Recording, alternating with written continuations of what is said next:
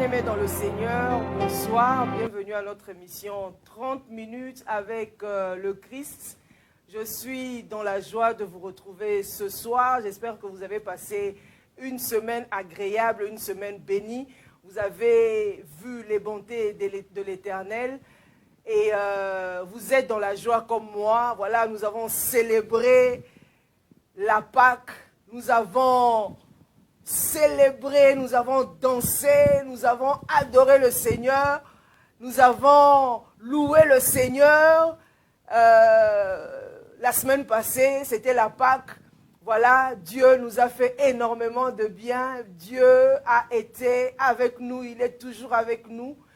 Et comme la Bible le dit, Dieu ne nous abandonnera jamais. Il est toujours avec nous jusque dans l'éternité. À moins que toi, tu abandonnes la foi.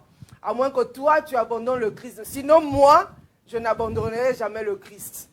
Parce que ça sera jusqu'à la gare, jusqu'à la fin, dans l'éternité. On doit voir le Christ face à face. Celui qui est mort pour nous à la croix, il est ressuscité, il est assis à la droite du Père. Il nous a donné la vie éternelle, il nous a réconciliés avec le Père. Il n'y a pas un deuxième Jésus, il n'y en aura jamais. Il est le seul, le Christ. Donc, nous sommes toujours dans la joie parce que nous avons passé une semaine agréable, une semaine parfaite avec le Christ. Même s'il y a eu des tumultes, c'est toujours comme ça. C'est pour que le Christ soit encore formé en nous. Voilà. Ce soir, nous allons clôturer notre thématique, notre thème « Semer utile ». Nous aurons le temps de prier aussi pour clôturer ce thème qui nous a fait énormément de bien. Il y a beaucoup à dire, mais bon, je pense bien que Dieu nous fera grâce de mettre tout ce que nous avons vu, n'est-ce pas, pendant 4 mois, cette thématique « Semer utile ». Dieu nous fera grâce, nous allons écrire un livre, nous allons mettre, n'est-ce pas, tout par écrit, et afin de laisser, n'est-ce pas, des traces. Donc, ceux qui voudront bien avoir le livre, d'ici là, le livre sera publié, parce que Dieu nous a fait grâce, hein, nous le bénissons, on ne peut pas jeter des pièces rares, des enseignements rares comme ça. On va l'écrire et, n'est-ce pas, vendre, n'est-ce pas, les livres. Voilà. Laissez-moi faire cette courte prière. Père, nous te rendons grâce ce soir, nous te disons encore merci. Saint-Esprit, glorifie le Père, glorifie le Christ encore ce soir. Aujourd'hui, nous allons clôturer le thème « Semer utile ». Que je disparaisse et que toi seul puisses apparaître. Le Christ, notre excellent frère, qui est notre intercesseur fidèle, notre souverain sacrificateur, notre avocat auprès du Père, nous lui disons encore merci pour ce soir. Au nom de Jésus, j'ai ainsi prié. Amen. Bien-aimés dans le Seigneur, semer utile, suite et fin. Dieu nous a fait énormément de bien, comme je l'ai dit dans mon introduction. J'ai parlé de semer utile pratiquement pendant 4 mois, janvier, février, mars, je pense fin décembre aussi, j'ai parlé de ce thème, n'est-ce pas, semer utile. J'aimerais simplement dire à une personne que tu n'es pas semé inutile sur cette terre des hommes. Dieu a pris tout son temps de te créer dans l'éternité. Parce que dans Genèse 1, Dieu a créé l'homme. La création, c'est au niveau, n'est-ce pas, de l'éternité.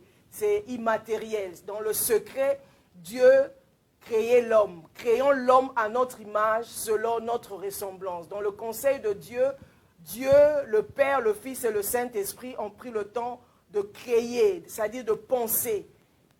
Donc c'était immatériel. Prenons ça comme ça, immatériel. Et lorsqu'il dit, il lui a formé l'homme dans Genèse 2, c'est-à-dire il a donné à l'homme la forme, sa pensée qui est portée dans ce vase pour accomplir le dessein de Dieu. Je viens te dire ce soir, bien-aimé dans le Seigneur, que tu es utile parce que Dieu a pris son temps. Dieu a réfléchi, le Père, le Fils, le Saint-Esprit. Créons l'homme, c'est-à-dire c'est le pluriel. Créons l'homme, c'est pas dit je crée l'homme. Non, créons. Donc, ils ont pris tout leur temps de réfléchir pour que tu viennes sur cette terre. Et Dieu a mis en l'homme le souffle de vie, le pneuma, la partie de Dieu en l'homme, pour que l'homme, par cette partie, soit en contact, soit en intimité avec Dieu, soit en intimité avec son Créateur. Donc tu n'es pas n'importe qui. Tu es créé à l'image de Dieu et selon, n'est-ce pas, sa ressemblance.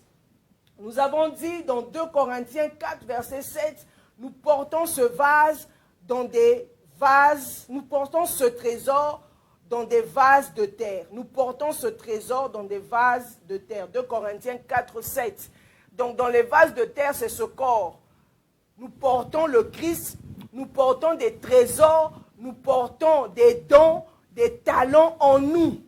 Lorsque nous allons quitter ce monde, ce corps, ce vase, ce sépulcre va rester, retournera à sa source, retournera à la terre. Donc en nous, Dieu a enfoui, il y a l'enfouissement de Dieu en nous, il y a le dépôt de Dieu en nous, il y a des trésors cachés en nous. Donc c'est à nous de découvrir, n'est-ce pas, ce que Dieu a déposé en nous. Et nous avons parlé encore de Matthieu 25, verset 15, la Bible dit, il a donné 5 talents à l'un, à l'autre, il en a donné 2, et à un troisième, il en a donné 1. J'ai paraphrasé. Donc, c'est pour simplement dire que personne n'est inutile sur cette terre des hommes. La problématique avec l'homme, ou le problème avec l'homme, c'est de découvrir ce que Dieu a déposé en lui.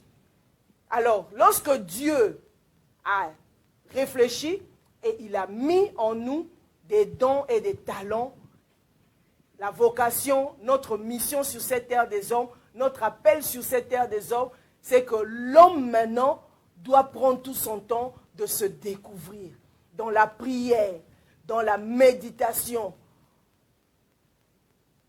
en s'interrogeant, dans la réflexion. Je suis appelé à faire quoi? Qu'est-ce que Dieu a déposé en moi? Donc, on n'est pas inutile sur cette terre des hommes. On est appelé à impacter la terre. On est appelé, n'est-ce pas, à dominer. La Bible dit, Dieu a dit à l'homme de dominer. La domination revient à l'homme et à la femme. Genèse 1 le dit, que Dieu a donné la domination à l'homme et à la femme. Ce n'est pas seulement à l'homme. Quand je parle de la domination ici, il ne faut pas prendre ça d'une manière négative. C'est-à-dire, la domination au sens péjoratif, c'est d'écraser l'autre. Non. La domination dont je parle ici, c'est de régner, le règne, la royauté. Je suis appelé à régner sur cette terre des hommes. Je suis appelé à réussir sur cette terre des hommes. Je suis appelé, toi aussi mon frère, n'est-ce pas, à manifester le Christ sur cette terre des hommes. Jésus est venu sur la terre à montrer le fonctionnement de l'homme. Comment est-ce que l'homme doit fonctionner? Comment est-ce que l'homme doit marcher? Partout où Jésus passait, faisait que le bien.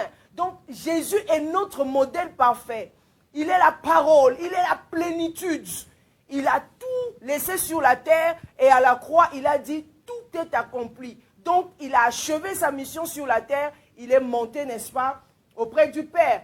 Mais avant de monter, le fait que l'homme avait péché, il fallait que le Christ ouvre le chemin. Parce que Jésus est le chemin parfait. La Bible nous dit, dans Jean 10, verset 10, « Moi je suis venu afin que les brebis aient la vie et qu'elle l'ait en abondance. » Donc Jésus est venu nous réconcilier avec le Père.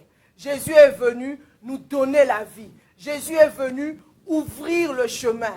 L'homme avait péché, l'homme n'était plus en communion avec son Créateur, avec le Père. Jésus est venu enseigner à l'homme, Dieu n'est pas seulement votre Créateur, mais Dieu est votre Père. Vous avez l'ADN de Dieu, vous êtes remplis, vous avez des dons et des talents, vous portez en vous ce vase, vous portez des richesses en vous, manifestez les richesses. Moi, Jésus, Je suis le modèle parfait. Je suis venu sur cette terre. J'ai mangé avec les païens. J'ai enseigné.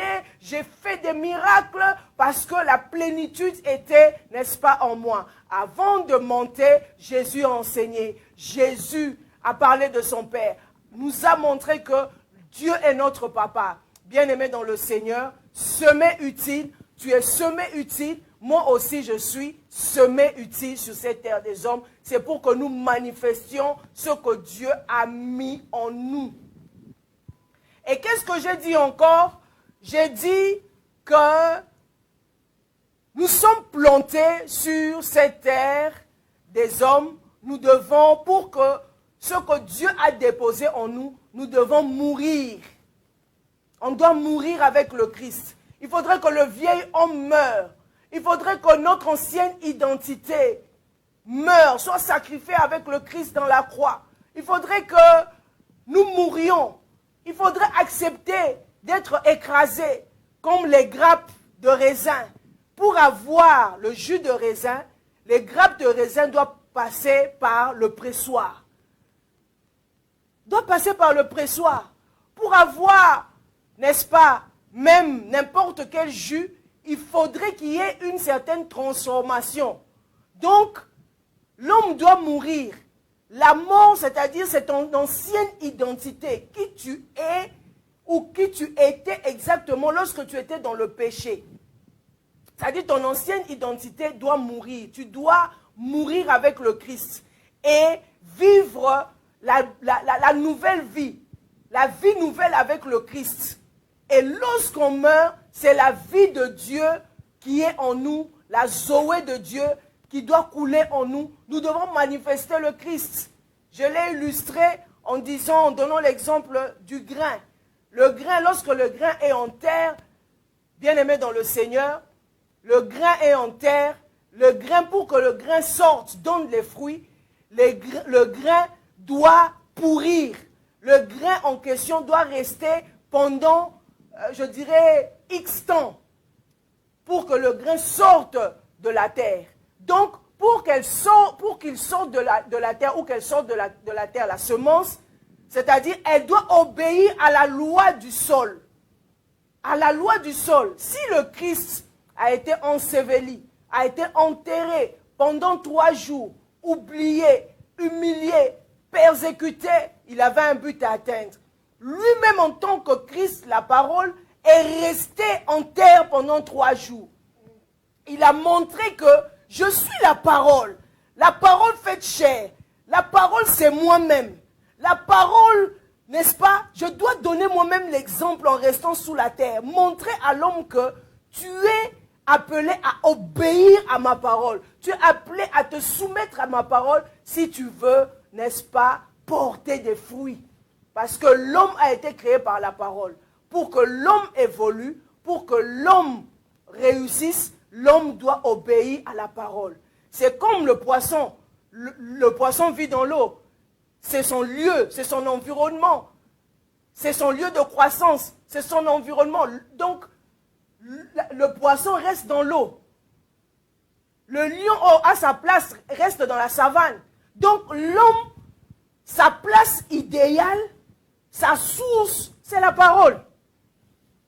Donc, l'homme doit rester, n'est-ce pas, dans la parole.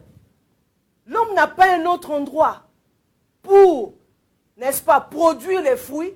L'homme doit mourir dans la parole. L'homme doit mourir avec le Christ. L'homme doit ressusciter avec le Christ pour avoir, n'est-ce pas, le fruit, pour grandir, n'est-ce pas, dans la maturité. Je l'ai illustré en donnant plusieurs exemples. J'ai donné l'exemple de Joseph, n'est-ce pas? Il a eu le songe. Il a eu le songe que il est, n'est-ce pas, sa gerbe était restée debout. C'était lui seul qui avait eu ce songe. C'était lui seul. Il n'y avait pas 2 personnes. Mais comment arriver à ce que cette gerbe soit vue de tous? Tout le monde doit voir, n'est-ce pas, ce que Dieu lui avait dit dans le secret. Ça a été sa vocation. Mais où la gerbe en question, lui qui était semé utile sur cette terre, a eu la révélation de Dieu, Joseph devait, n'est-ce pas, payer le prix. il devait être oublié. Il devait être vendu par ses frères, trahi par ses frères. Oublié complètement. À telle enseigne, même son père Jacob, n'est-ce pas, avait fait le deuil de son fils, Joseph. Mais Joseph, il a été oublié. Donc ça veut dire qu'il était mort, oublié complètement. Il vivait dans l'humiliation. Il a accepté cela. Parce que ce que Dieu lui avait dit, sa gerbe devait rester, n'est-ce pas, debout. Sa gerbe devait rester debout. Mais où exactement? C'était en Égypte. C'est en Égypte qu'il y avait le blé. Bien-aimé dans le Seigneur, Joseph, en tant que semence, a été, n'est-ce pas, planté en Égypte, a été semé en Égypte pour que sa gerbe puisse croître, pour qu'on puisse voir les fruits, pour que Joseph devienne véritablement un gouverneur, pour que Joseph puisse régner en Égypte, pour que les pays limitrophes de l'Égypte puissent manger de la sagesse de Joseph, puissent vivre de la sagesse de Joseph. C'est par Joseph, n'est-ce pas, bien-aimé dans le Seigneur, l'interprétation de songe de Joseph, de songe de Pharaon par Joseph, ce qui a fait que les nations ont pu manger à cause, n'est-ce pas, de Joseph. Mais il a payé le prix pour arriver jusque-là. Il a payé le prix. Toi qui me suis ce soir, il faut accepter le brisement. Il faut accepter l'humiliation. Il faut accepter le rejet. Il faut accepter l'oubli. Le grain en terre est oublié. Le grain en terre vit dans l'ombre, vit dans l'obscurité, vit dans l'oubli. Parce qu'il sait qu'un jour il sortira, bien-aimé dans le Seigneur. Le grain, un petit grain, donne plusieurs arbres, donne plusieurs fruits, à cause juste d'un petit grain. Même avec l'homme, avec les spermatozoïdes, il y a toute une génération qui vient après. Bien-aimé dans le Seigneur. Donc il faut accepter la mort. Il faut accepter de mourir avec le Christ. Il faut accepter l'humiliation. Il faut accepter le rejet. Il faut accepter la souffrance. Il faut accepter les épreuves. J'ai donné l'exemple de David. David également, bien-aimé dans le Seigneur, a été oublié dans la brousse. Il était là en train de paître les brebis. Son père, lorsque Samuel est arrivé chez eux, son père a présenté d'autres frères de David. Mais David était dans la brousse en train de paître les brebis. Bien-aimé dans le Seigneur, c'était la formation de Dieu. Dieu était en train de former David. Dieu était en train d'encadrer David. Selon la mentalité humaine, on pourrait dire non, son père était en train de le faire souffrir. Mais Dieu était en train de préparer un roi. Il préparait un roi, bien-aimé dans le Seigneur.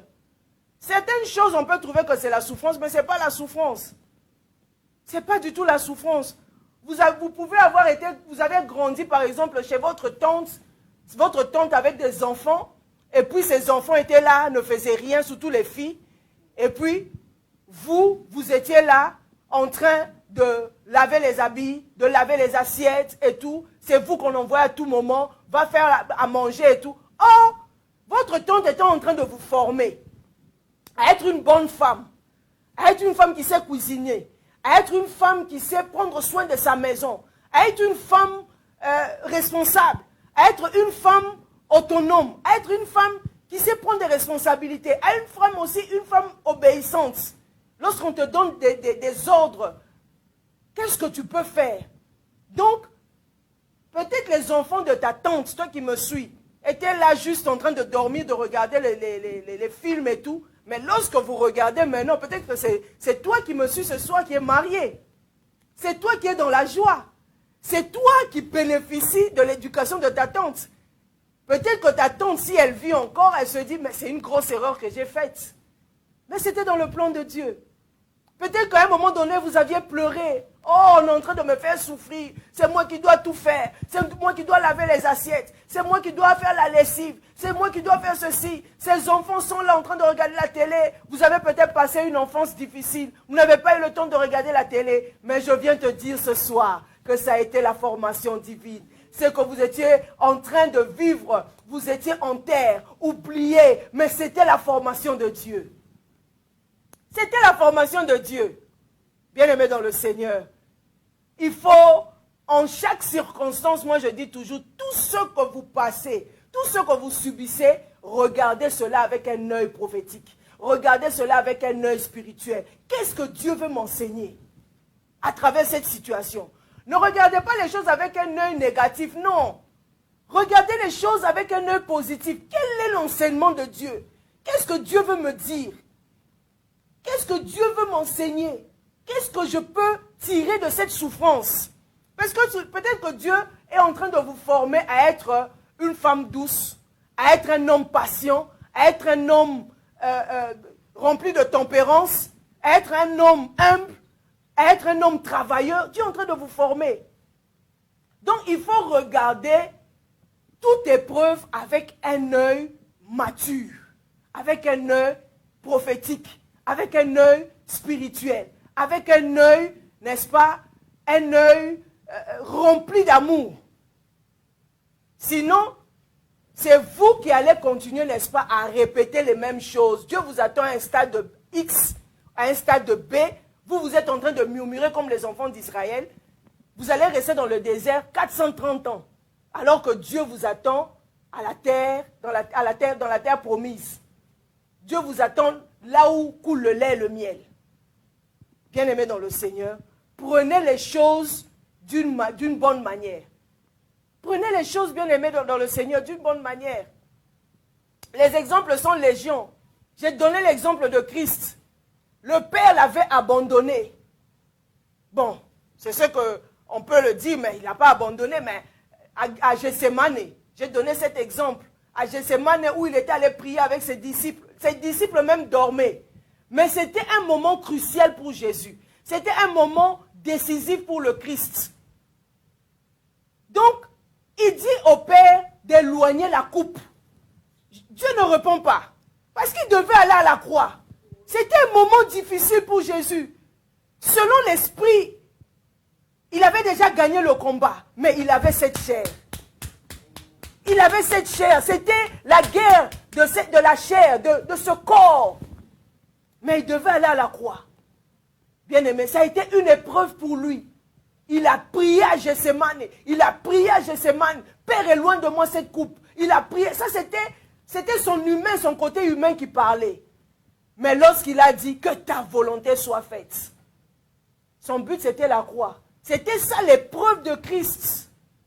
C'était ces moments sombres où tout le monde l'avait abandonné. Bien-aimé, là où tu passes, des moments où tu passes actuellement, des moments difficiles que tu es en train de passer actuellement, dis-toi que Dieu t'a semé utile.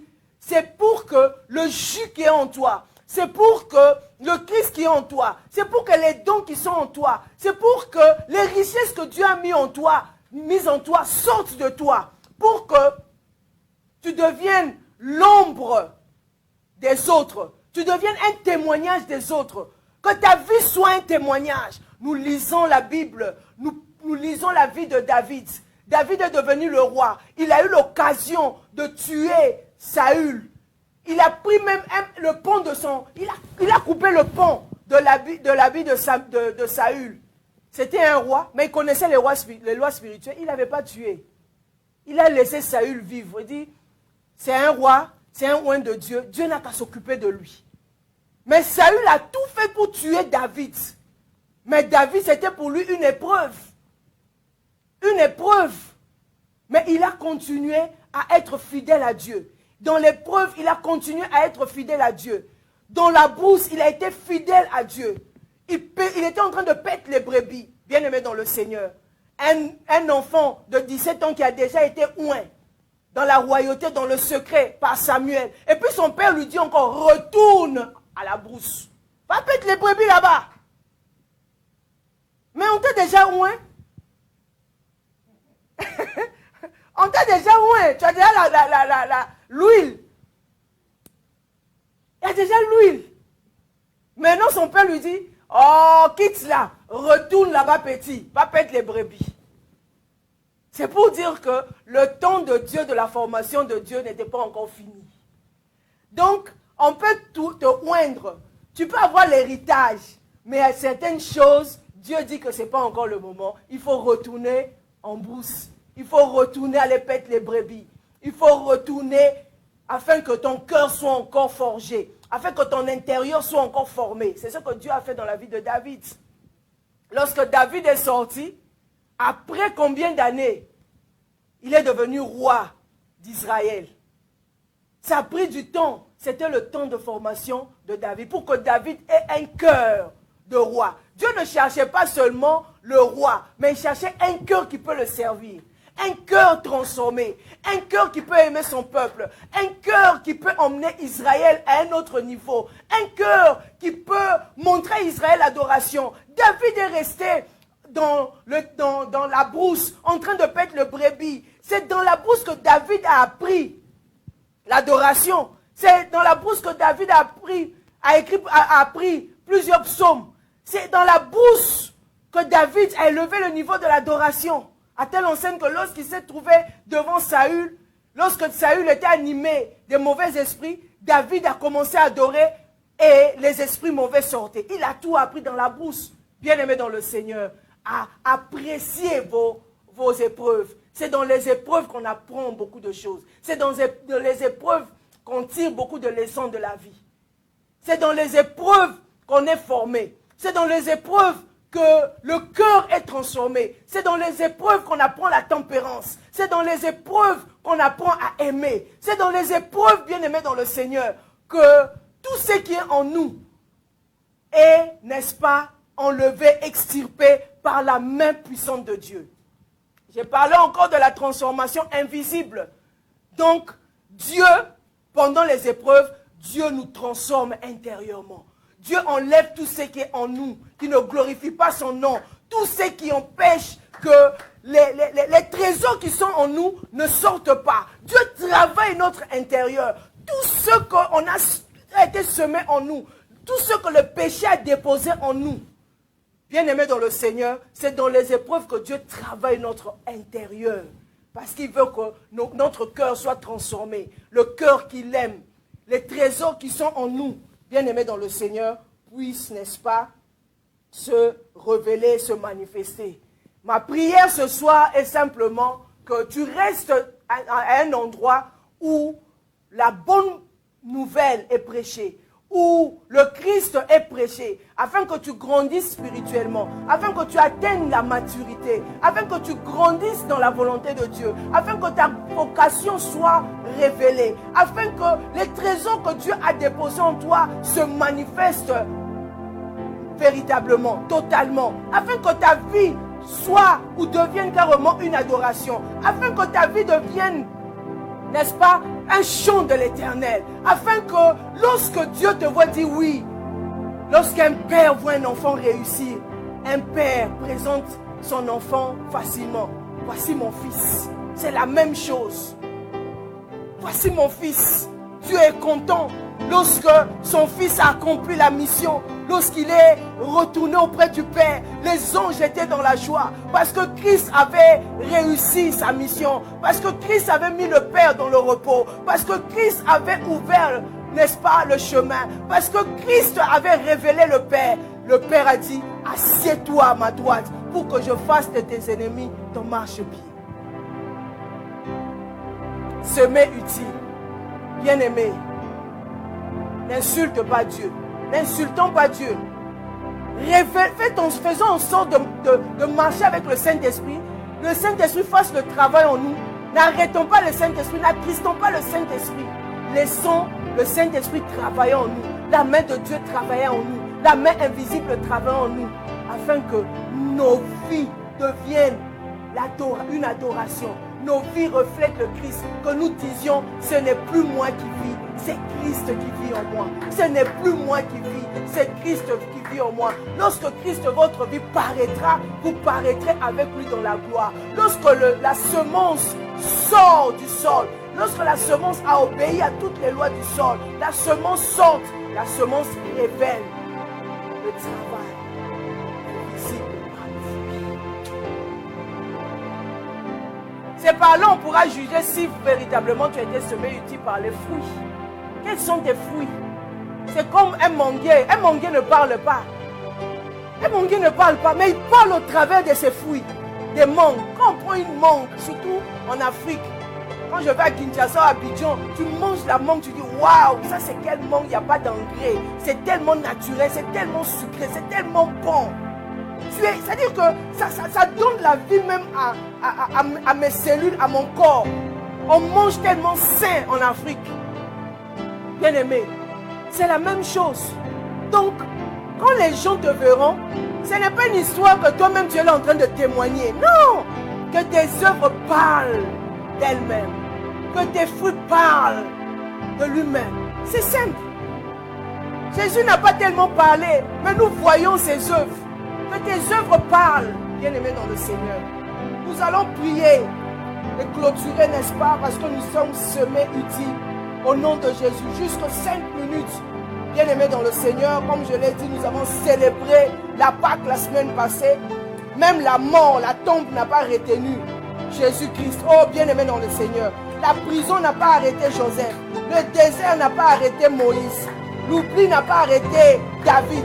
Pourquoi toi, ton problème peut t'arrêter? Non, non, non, non. Nous allons élever nos voix, prier, rendre grâce à Dieu. Père, merci. Quelles que soient les épreuves, quels que soient les problèmes, quelles que soient les situations difficiles, ce soir, je viens élever ton Saint-Nom. Je viens te rendre grâce, Seigneur. Oh, parce que tu m'as semé utile sur cette terre des hommes. Tu m'as semé utile. Tu as dit, créons l'homme à notre image selon notre ressemblance. Oh Père, quel amour, quelle joie, Seigneur, parce que je suis créé à ton image et selon ta ressemblance. Je ne suis pas venu sur cette terre des hommes pour accompagner qui que ce soit. Je suis venu sur cette terre des hommes, oh Dieu, accomplir ta volonté, accomplir, Seigneur, ma vocation, accomplir, oh Dieu Tout-Puissant, oh ton agenda, ton canevas, ton plan, Seigneur. Oh Père, au nom de Jésus, je ne suis pas inutile. J'ai célébré la Pâque. Même la tombe, papa, n'a pas arrêté Jésus. Au nom de Jésus, je n'ai pas enterré. Oh Dieu Tout-Puissant, je ne suis pas enterré pour mourir. Même si je suis enterré, papa, oh Dieu Tout-Puissant, je suis enterré pour pousser. Je suis enterré pour pousser. Quelles que soient les situations, quels que soient les problèmes, quelles que soient les épreuves qui m'enterrent, ce soir, oh Dieu, je suis enterré pour pousser. Je suis enterré pour pousser. Quelles que soient les lois de la terre, je sortirai victorieuse. Je sortirai vainqueur. Au nom de Jésus, au nom de Jésus, au nom de Jésus, au nom de Jésus, au nom de Jésus, ce qui ressemble à une tombe dans ma vie, au nom de Jésus, au nom de Jésus, au nom de Jésus, et peut-être, papa, oh Dieu Tout-Puissant, le chant, oh Dieu de gloire, de ma future récolte, au nom de Jésus-Christ de Nazareth. Père, je ne retournerai pas à la maison sans pour autant accomplir ta volonté. Jamais. Aucun être ne pourra me mettre les bâtons dans les roues. Même si une entité, même si un homme met les bâtons dans les roues, cela ne s'accomplira pas. Cela ne se fera pas. Oh Dieu de gloire, n'arrêtera pas ton plan. Oh Dieu Tout-Puissant, sera changé, transformé à mon avantage. Au nom de Jésus, comme le cas de Joseph. Ses frères pensaient que parce qu'il a vendu, sa vie allait s'arrêter là. Sa vie allait s'arrêter là. Oh, ils étaient en train d'accomplir le plan de Dieu. Au nom de Jésus, Seigneur, merci. Parce que ton plan est le meilleur. Ton plan est le meilleur. Quelles que soient les épreuves, quelle que soit la situation. Au nom de Jésus, je me soumets à ta volonté. Je me soumets à ton règne, papa. Je me soumets à ta volonté. Je me soumets à ton règne, papa. Au nom de Jésus, je décrète et déclare. Je ne suis pas inutile. Je déclare et déclare. Je suis une semence divine. Au nom de Jésus. Dieu m'a planté sur la terre avec un but. Dieu m'a pas planté sur la terre, oh Dieu Tout-Puissant, inutilement. Au nom de Jésus, je suis appelé, oh Dieu de gloire, à accomplir, oh Dieu Tout-Puissant, mon but sur cette terre des hommes. Au nom de Jésus, quels que soient les obstacles, je regarde les obstacles avec les yeux prophétiques. Je regarde les obstacles avec les yeux prophétiques, avec les yeux de maturité. Je tire le miel dans tout problème. Bien-aimé dans le Seigneur, quelles que soient les épreuves, cherche à tirer le miel. Cherche à tirer le miel. Cherche à tirer le miel. Cherche à tirer ce qui est positif. Regarde avec les yeux prophétiques. Regarde avec les yeux spirituels. Au nom de Jésus. Au nom de Jésus. Tire le miel. Tire le miel. Fais sortir le miel. Fais sortir la sagesse. Cherche la sagesse infiniment variée de Dieu. Au nom de Jésus, dans toutes circonstances, dans tout problème. Au nom de Jésus, je cherche la sagesse. Je cherche la solution. Au nom de Jésus, Christ est de mon côté. Au nom de Jésus, je décrète et déclare. Au nom de Jésus, je refuse la mentalité de pauvreté et de manque. Au nom de Jésus, car Jésus dit dans Jean 10:10, moi je suis venu afin que les brebis aient la vie et qu'elle l'ait en abondance. Je ne vis pas dans le manque. Je ne vis pas dans la pauvreté. La mentalité de pauvreté n'est pas pour moi. Au nom de Jésus, l'abondance coule en moi parce que la Zoé de Dieu est en moi. Au nom de Jésus, mon intelligence est renouvelée. Mon intelligence est renouvelée. Au nom de Jésus, mon âme est liée au Saint-Esprit, obéit à Christ. Au nom de Jésus, mon âme se soumet à la volonté de Dieu. Au nom puissant de Jésus, au nom de Jésus, partout où je mettrai pied, j'apporterai la solution parce que l'abondance est en moi. L'abondance est en moi. Christ est en moi. La plénitude est en moi. Au nom de Jésus, au nom de Jésus, le Père a dit, oh Dieu de gloire, Papa, que je suis, oh Dieu Tout-Puissant, le sel de la terre. Au nom de Jésus, je suis la lumière. Je suis appelé à briller. La lumière ne se met pas sous la table. La lumière ne se met pas sous la table. La lumière est appelée à éclairer là où il y a les ténèbres. Quel que soit l'endroit où il y a les ténèbres, là où je passe, Papa, je dois apporter la solution. Je dois apporter la solution. Au nom de Jésus. Au nom de Jésus. Parce que je suis semé utile. Je suis semé utile. Au nom de Jésus. Au nom de Jésus. Au nom de Jésus. Au nom de Jésus. Au nom de Jésus. Au nom de Jésus. Au nom de Jésus. J'accepte le brisement. J'accepte le brisement. J'accepte la disparition. J'accepte la transformation. Au nom de Jésus. J'accepte le brisement. J'accepte la transformation. J'accepte, Papa, les codes du Seigneur. La disparition, l'humiliation. Au nom de Jésus. Pour un but bien précis. Que Christ croisse en moi. Que Christ se manifeste en moi. Au nom de Jésus. Au nom de Jésus. Au nom de Jésus. Au nom de Jésus. Au nom de Jésus. Au nom de Jésus. Au nom de Jésus. Au nom de Jésus. Oh Dieu, je suis une semence dans tes mains. Oh Dieu Tout-Puissant, appelé à transformer une famille, à transformer une ville, à transformer une génération. Au nom de Jésus. Oh Seigneur, utilise ma vie comme une semence utile. Au nom de Jésus-Christ de Nazareth. Père, merci pour ta grâce. Merci pour ta fidélité. Merci pour ton règne. Merci, Papa, parce que je suis semé utile. Au nom de Jésus, ce soir, ma mentalité change. Ce soir, ma mentalité change. Au nom de Jésus, j'ai la mentalité du royaume, la mentalité de l'abondance. J'ai la mentalité du royaume, la mentalité de l'abondance. J'ai la mentalité du royaume, la mentalité de l'abondance. Au nom de Jésus. Bien-aimé dans le Seigneur, tu vas dire à Dieu, Père, révèle-moi les talents, les dons que tu as mis en moi. Je ne retournerai pas à la maison avec les dons et les talents que tu as déposés dans ma vie. Le souffle que tu as mis en moi, Père, il y a ma vocation. Je suis en train de tâtonner. Mais ce soir, j'aimerais que tu me révèles, tu me parles. Je refuse tout esprit de jalousie, tout esprit de comparaison. J'ai mon identité, j'ai mes empreintes. Je suis unique à mon genre. Je suis unique à mon genre. Je suis unique à mon genre. Au nom de Jésus. Je ne suis pas X ou Y. Je ne suis pas YZ. Mais je suis Ginette Mian. Au nom de Jésus. Je suis unique à mon genre. Au nom puissant de Jésus. Bien-aimé, il faut prier. Faut prier, faut prier, faut prier. Seigneur, révèle-moi, parle-moi ma vocation. Parle-moi, révèle-moi au nom de Jésus. Au nom de Jésus, au nom de Jésus, les dons, les talents, Seigneur. Oh Dieu, que tu as semé en moi, révèle-moi, parle-moi, dirige-moi, oriente-moi au nom de Jésus. Seigneur, à rester pas l'homme de Galilée dans mon couloir, à rester dans ma vocation. Je ne suis pas appelé à envier qui que ce soit. Je ne suis pas appelé à combattre qui que ce soit. Mais je suis appelé à satisfaire la volonté de mon Père. Je suis appelé à marcher selon le plan de Dieu. À me soumettre au plan de Dieu. Même si j'ai un talent. Même si j'ai 2 talents. Même si j'ai 5 talents. Oh! Un jour je verrai mon Dieu. Je serai récompensé sur base des talents que Dieu a mis en moi.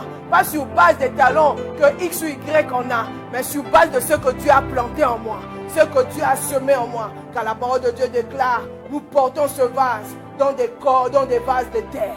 Au nom de Jésus, Seigneur, j'aimerais un jour te voir face à face. J'aimerais un jour, Papa, oh Dieu Tout-Puissant, te voir face à face. Oh Dieu, que je puisse vivre mes récompenses par rapport aux talents que tu as déposés en moi, par rapport aux richesses que tu as déposées en moi. Chacun montera avec ce qu'il a semé sur cette terre des hommes. Chacun montera avec ce qu'il a semé sur cette terre des hommes. Je ne monterai pas avec ce que X ou Y a semé. Je ne monterai même pas avec ce que mon mari a semé. Mon mari travaille aussi pour le Seigneur. Moi aussi, je travaille pour mon Seigneur. Mes enfants travaillent pour le Seigneur. Moi aussi, je travaille pour le Seigneur. Donc, je suis consciente de ce que Dieu a déposé en moi. Au nom puissant de Jésus. Alléluia. Amen. Bien-aimé dans le Seigneur, prends le temps de prier chez toi. Prends le temps de méditer la parole. Prends le temps d'être dans le silence toi-même avec le Seigneur face à face. Que le Seigneur te parle, t'instruise, te montre le chemin que tu dois suivre. Prie. Demande à Dieu. Prie. Demande à Dieu, bien-aimé dans le Seigneur. Demande à Dieu, Dieu va te révéler. Demande-lui, bien-aimé dans le Seigneur. Il te parlera. Il te révélera les choses cachées. Invoque-moi, je te répondrai. Je te montrerai les choses cachées. Le Seigneur t'instruira. Tu vas rester avec ce verset avant que je clôture, n'est-ce pas, ce thème. Dans Psaume 32, verset 8, la Bible dit, je t'instruirai et je te montrerai la voie que tu dois suivre. Je te conseillerai, j'aurai le regard sur toi. Ça, c'est mon verset que j'aime beaucoup. Quand je n'arrive pas, il y a des fois, je suis dans des problèmes, dans des situations difficiles, je me tais, j'entre dans le secret, j'entre dans le lieu secret en prière. Donc ça, c'est mon verset. Je t'instruirai et te montrerai la voie que tu dois suivre. Des fois, tu ne sais même pas ce que tu dois faire. Quelle décision prendre? Mais celui qui t'a créé, qui t'a mis sur cette terre des hommes, c'est lui qui doit te montrer la voie que tu dois suivre. Donc, clôturons ce thème avec ce verset, que ce verset soit ancré en toi. Lorsque tu ne vois pas dessus, tu ne vois pas le chemin, entre en prière dans le lieu secret, médite cette parole, médite ce verset, dis à Dieu de te montrer la voie que tu dois suivre et de te conseiller. Et lui seul dit qu'il aura le regard sur toi. Nous nous arrêtons là. Que Dieu vous bénisse. Passez une bonne soirée. Shalom à vous. Paix dans vos maisons. Abondance, richesse à tous égards. Nous sommes semés, utiles sur cette terre. Shalom à vous. Tu n'es pas inutile. Tu es utile. Paix et grâce.